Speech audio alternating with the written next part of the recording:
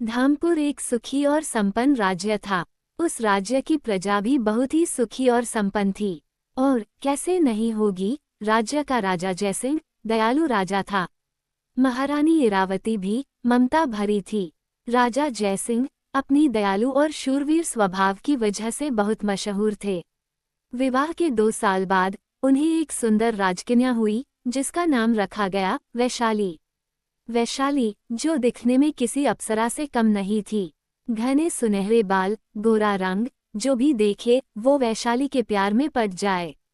वो अपने माता पिता से बहुत प्यार करती थी। वो अपने पिता की तरह बहुत शूरवीर और माता की तरह दयालु थी। लेकिन वैशाली के बारे में एक अजीब बात थी। वैशाली हर सुबह जल्दी उठकर एक किताब में कुछ लिखती और सबके जागने से पहले फिर से सो जाती। एक दिन इरावती वैशाली को उस किताब में लिखते हुए देखती है। इरावती वैशाली से पूछती है, पुत्री वैशाली, इस किताब में इतना क्या लिख रही हो? माता की आवाज सुनकर वैशाली डर जाती है। किताब बंद करते हुए कहती है, माता आप इतनी जल्दी उठ गए? कुछ नहीं, वो ऐसे ही लिख रही थी। आज जल्दी उठ गई तो ऐसे ही मन बहला रही थी। वैशाली की बातें सुनकर इरावती हंसने लगती है। जाओ, अभी सो जाओ। ऐसे ही कुछ दिन निकल जाते हैं। धामपुर का दुश्मनी राज्य भोला नामक एक आदमी को राजा के दरबार भेजता है। भोला बहुत ही गरीब और बूढ़ा था। अपने आंखों में आंसू लाकर और विवश होकर भोला राजा से काम मांगता है। भोला के आंखों के आंसू देखकर राजा उसे पूछता है, तुम्हें कौन सा काम आता है? भोला हाथ जोड़कर राजा से बोलता है, महाराज, मुझे खाना बनाना अच्छी तरह से आता है। महाराज बोलते हैं, ठीक है, आज से हमारा शाही भोजन आप ही बनाओगे। ये बात सुनकर भोला बहुत खुश हो जाता है। 2 दिन बाद भोला अपनी चाल चलने लगता है। वो महाराज के लिए एक खीर बनाता है और उसमें जहर मिलाता है। खीर लेकर भोला महाराज के पास आ जाता है। महाराज से बोलता है, महाराज, आज मैंने आपके लिए आपके मनपसंद खीर बनाई है। ये बात सुनकर महाराज बहुत खुश हो जाते हैं और हाथ में खीर लेकर खाने ही वाले थे, तभी वह वैशाली दौड़कर आती है और महाराज के हाथ से खीर का पात्र छीनकर खीर खाने लगती है। महाराज हंसकर वैशाली से पूछते हैं, पुत्री, ये क्या कर रहे हो? वैशाली बोलती है, पिताश्री, मुझे बहुत भूख लगी थी, इसलिए मैंने ये खीर खा ली। महाराज जोर जोर से हंसने लगते हैं। ये सारी बातें देखकर भोला बहुत डर जाता है। वैशाली भोला को देखती है और मुस्कुराते हुए कहती है, भोला भैया, खीर बहुत अच्छी बनी है।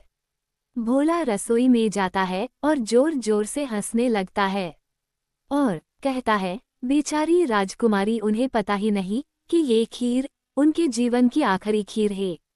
शाम को इरावती भोला को अपने कक्ष में बुलाती है और उसे कहती है, भोला, आज जो तुमने खीर बनाई थी वो वैशाली ने बड़ी चाव से खाए, तो जाओ और हमारी राजकुमारी के लिए फिर से खीर बना लाव।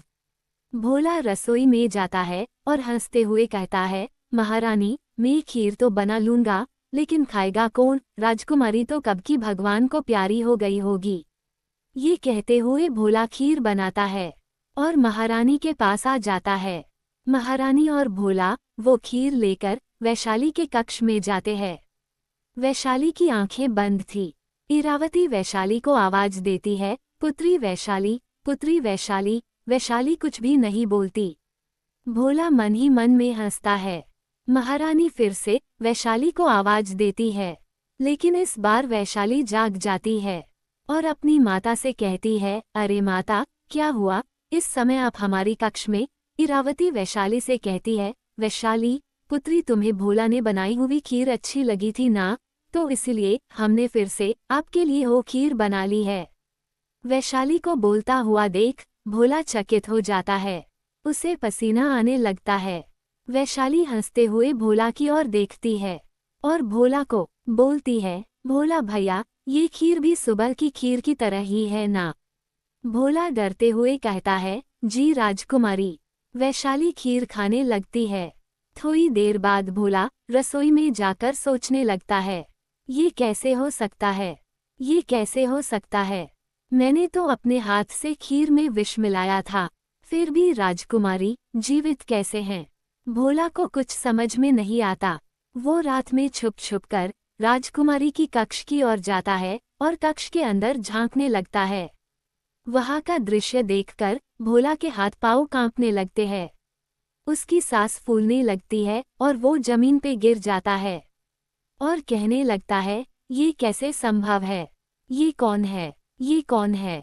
दूसरी दिन सुबह कुछ महिला पानी का मटका लेकर कुएं की तरफ जाती है और कुएं में देखती है तो किसी पुरुष की लाश कुएं के पानी में तैर रही थी।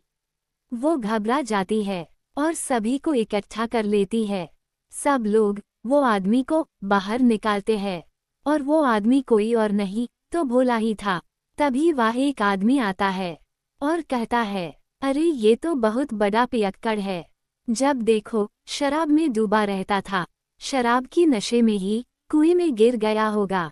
तभी वह एक साधु आते हैं और वो भोला की ओर देखते हैं और मन में ही कहते हैं, ये डूबकर नहीं मरा बल्कि इसे मारा गया है। वो अपना प्रतिशोध लेने लगी है। क्या भोला को वैशाली ने मारा था?